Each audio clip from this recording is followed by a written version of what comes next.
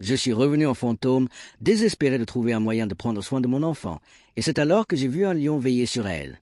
Je le suppliai de la recueillir, de la protéger comme sa propre fille. Le lion accepta, et à partir de ce jour, il devint son gardien. Marie et Stephen étaient heureux en mariage. Ils vivaient dans la paix et l'harmonie.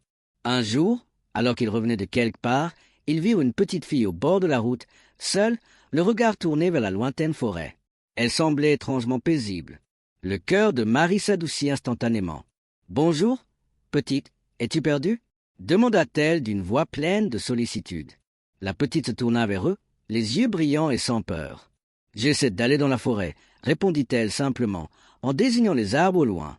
Stephen et Marie échangèrent un regard surpris. Quel enfant voudrait entrer dans une forêt que tout le monde craint? Ils supposèrent qu'elle devait être désorientée, qu'elle ne comprenait pas le danger. Ils s'approchèrent d'elle avec douceur, dans l'intention de la ramener en sécurité. « Viens avec nous, » dit Marie en se mettant à sa hauteur. « Nous pouvons t'aider à retrouver ta famille. » La fillette inclina simplement la tête, comme pour essayer de comprendre. Puis, avec un sourire serein, elle dit « Je n'ai pas de famille. »« Et comment t'appelles-tu, petite ?» demanda Stephen. Le front de la fillette se plissa. Après un moment, elle secoua la tête. « Je n'ai pas de nom. » Un frisson parcourut l'échine de Marie, mais son cœur était déjà conquis. « Alors nous t'appellerons Ella, » dit-elle doucement. « Cela te plairait ?» La petite réfléchit, puis hocha la tête. « Ella, oui, ça sonne juste. » Et ainsi, Marie et Stephen la ramenèrent chez eux, décidant de l'adopter comme leur propre fille. Dès ce jour, ils l'aimèrent et prirent soin d'elle comme s'il était la leur. Ils ne questionnèrent jamais ses origines, même s'ils ne pouvaient parfois s'empêcher de ressentir quelque chose d'inhabituel à son sujet. Avec les années, ce sentiment s'intensifia. En grandissant, Ella montra un lien particulier avec la forêt. Elle disparaissait parmi les arbres pendant des heures, revenant toujours saine et sauve. Les animaux, que les autres craignaient, semblaient attirés par elle. Marie et Stephen, bien que soucieux, apprirent à faire confiance à l'idée que la forêt elle-même veillait sur elle. Mais ils ignoraient encore la véritable histoire de sa naissance. Devenue jeune femme, la beauté d'Ella n'avait d'égal que le mystère qui l'entourait. Tout le village connaissait son lien avec la forêt. Personne ne comprenait vraiment pourquoi elle s'y rendait chaque jour, ni pourquoi les animaux sauvages lui étaient si amicaux. Les villageois l'observaient avec étonnement chaque matin, disparaissant dans la forêt que nul autre n'osait pénétrer. Dans la forêt, Ella ressentait une paix et un sentiment d'appartenance inexprimable. Les créatures l'accueillaient comme l'une des leurs. Les renards sortaient des fourrés pour la saluer. Les oiseaux virevoltaient au-dessus de sa tête en chantant. Même les loups, redoutés des hommes, se tenaient près d'elle, protecteurs et doux. Pour eux, elle n'était pas une simple visiteuse. Elle faisait partie de leur famille.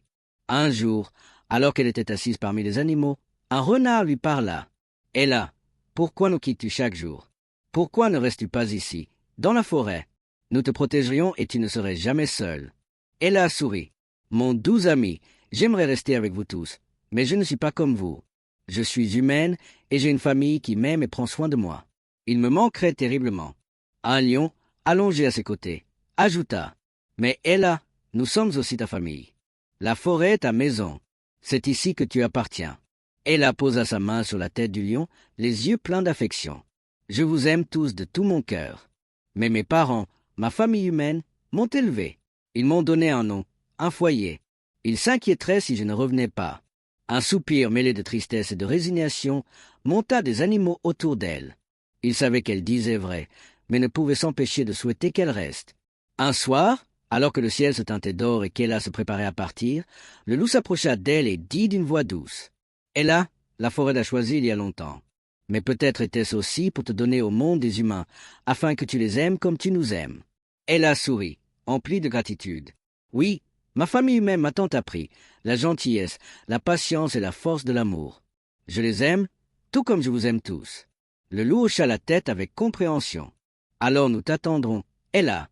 La forêt sera toujours ta seconde maison, et nous t'accueillerons toujours. » Le cœur empli de reconnaissance, Ella étreignit chacun de ses amis de la forêt. Elle savait qu'elle appartiendrait toujours aux deux mondes, gardienne de la forêt et fille du village. Et bien que les animaux la suppliaient de rester, elle souriait, disait doucement au revoir et promettait de revenir. Alors qu'elle regagnait son village, le soleil se couchant derrière les arbres, les villageois la regardaient revenir, murmurant leur admiration. Il pressentait qu'il y avait en elle quelque chose qu'il ne comprendrait jamais totalement. Mais il l'aimait malgré tout. Ainsi, elle a vécu entre deux mondes, un pont entre le cœur des hommes et la nature sauvage, liés pour toujours aux deux, sans appartenir totalement à l'un ou à l'autre. Chaque jour, l'inquiétude de Marie et Stephen grandissait. Ils aimaient tellement Ella et voulaient la protéger. Mais l'appel mystérieux de la forêt semblait se renforcer de jour en jour.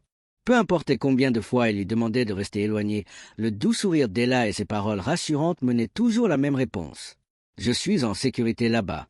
La forêt est ma maison et les animaux sauvages sont mes amis. » Mais ses parents craignaient la forêt. Ils avaient entendu des histoires d'animaux féroces et d'étranges phénomènes dans ses profondeurs. Ils redoutaient qu'un jour, leur fille ne revienne pas. Un matin, tandis que Marie était agenouillée près de son lit, les mains serrées en prière, les yeux clos, elle murmura « Seigneur, s'il te plaît, garde ma fille en sécurité. Donne-lui la force de rester avec nous. Aide-la à laisser la forêt derrière elle. » Les larmes montèrent aux yeux de Marie alors qu'elle continuait de prier, le cœur brisé par une détresse que seule une mère pouvait ressentir. Soudain, un étrange frisson emplit la pièce. Marie ouvrit les yeux, surprise, et vit une faible lueur se former devant elle. La silhouette d'une femme apparut, sa présence à la fois douce et puissante. Le cœur de Marie battait la chamade, partagé entre crainte et stupeur. La femme parla d'une voix douce, calme et réconfortante. « N'aie pas peur, Marie, je viens en paix. Mon nom est Dorothy. Je suis la mère biologique d'Ella. » Marie la fixa, choquée, peinant à comprendre. Elle s'était souvent interrogée sur les origines d'Ella, mais jamais elle n'aurait imaginé une rencontre pareille. Elle resta silencieuse, attendant que Dorothy poursuive. « Je suis ici pour te raconter l'histoire derrière la naissance d'Ella, une vérité longtemps enfouie, » dit Dorothy, sa voix teintée de tristesse. Baissant les yeux, comme pour revivre des souvenirs à la fois précieux et douloureux, elle commença. « Il y a de nombreuses années, j'étais mariée à un homme bon et noble, le père d'Ella. Mais notre bonheur fut assombri par son frère aîné, qui nourrissait jalousie et rancune envers mon mari. Il désirait tout ce que mon mari possédait, y compris moi. Il vint me trouver, me demandant de trahir mon mari et de coucher avec lui. Je refusai, lui affirmant que mon corps appartenait à mon mari seul. Furieux de mon amour et de ma fidélité envers lui, il réitéra ses avances, que je rejetai chaque fois. Son cœur, obscurci par la haine, finit par concevoir un plan cruel. Un jour, il invita mon mari à boire, sous prétexte d'affection fraternelle. Mais la boisson était empoisonnée. Mon pauvre époux ignorait la trahison de son frère. Il revint à la maison, affaibli et en proie de terribles douleurs. Je n'eus pas le temps de comprendre ce qui se passait qu'il s'effondra, se tenant le ventre, et mourut. À sa mort, sa famille se retourna contre moi. Ils m'accusèrent d'être la cause de son décès, refusant de voir la vérité, que c'était son propre frère qui l'avait empoisonné. Dans leur colère et leur méchanceté, ils me chassèrent de la maison, m'exilant dans la forêt. J'étais enceinte, seule et terrifiée. Je m'enfonçais dans la forêt, le sentiment que le monde entier m'avait abandonné. J'appelais Dieu et les esprits protecteurs des bois, les suppliant que, même si je devais mourir là, ils m'aident à mettre mon enfant au monde en sécurité. Je savais que je ne vivrais pas pour l'élever, mais j'espérais, je priais pour qu'on la protège. Cette nuit-là, je m'endormis sous les arbres, dans un sommeil agité. Au matin, j'étais encore en vie, mais les douleurs de l'accouchement commencèrent. Seul dans la forêt, je criai à l'aide, mais personne ne vint. Contre toute attente, je mis au monde une magnifique petite fille. Faible, je la tins contre moi et invoquai les esprits de la forêt. Je les suppliai de la protéger, de lui donner la force que je ne pouvais lui transmettre moi-même, de la guider et de la préserver du mal. Je leur fis promettre de veiller sur elle. Puis je quittai ce monde. Mais mon esprit ne pouvait reposer. Je ne pouvais l'abandonner. Je revins en fantôme, cherchant désespérément un moyen de prendre soin de mon enfant. C'est alors que je vis un lion veiller sur elle. Je le suppliai de la recueillir, de la protéger comme sa propre fille. Le lion accepta, et à partir de ce jour, il devint son gardien. Avec le temps, tous les animaux de la forêt l'aimèrent et prirent soin d'elle. Ils l'élevèrent comme l'une des leurs. Marie ressentit une profonde révérence pour la femme devant elle. Elle pouvait à peine croire au courage et à la force que Dorothy avait montré, même après sa mort. Quand Ella devint une petite fille, je sus qu'elle avait besoin de plus que ce que la forêt pouvait lui offrir, poursuivit Dorothy. Elle avait besoin d'une famille humaine, d'un foyer où elle serait aimée et chérie. Alors je la conduisis au bord de la forêt, jusqu'à la route. J'attendis que quelqu'un de bon et aimant la trouve. Ce jour-là, toi et ton mari êtes arrivés. Vous ne vous êtes pas contentés de l'accueillir. Vous l'avez aimée comme votre propre fille. Vous lui avez donné un nom et une famille, un lieu où appartenir. Pour cela, Marie, je t'en serai éternellement reconnaissante. Marie sentit une profonde chaleur dans son cœur, à la fois humble et honorée. Elle comprenait maintenant pourquoi Ella était si spéciale, pourquoi elle avait un lien mystérieux avec la forêt. Mais il y a une dernière chose que je veux que tu fasses pour moi, ajouta Dorothy. Marie, surprise, demanda, « Que veux-tu que je fasse ?»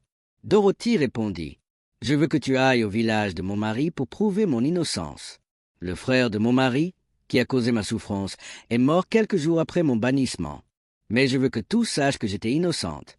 C'est la seule manière de détacher Ella de la forêt, qu'elle connaisse la vérité sur sa naissance et ses origines. » Sur ces mots, elle disparut dans les ombres. La demande de Dorothy résonna longtemps dans l'esprit de Marie. Elle devait prouver l'innocence de Dorothy. Ce n'est qu'alors que le lien d'Ella avec la forêt serait rompu et qu'elle pourrait vivre pleinement au sein de sa famille. Lorsque Stephen rentra à la maison, Marie lui raconta tout, la voix tremblante, en évoquant l'histoire tragique de Dorothy. Stephen écouta attentivement, son visage passant de la stupeur à la tristesse, puis à la détermination. « Si c'est le moyen de libérer Ella de la forêt, dit-il, alors nous devons honorer le souhait de Dorothy. Ella mérite de connaître sa véritable histoire. » Le lendemain matin, ils se mirent en route pour le village paternel d'Ella, un endroit qu'ils n'avaient jamais pensé visiter. Ella fut intriguée par ce voyage soudain, mais Marie et Stephen la rassurèrent avec douceur.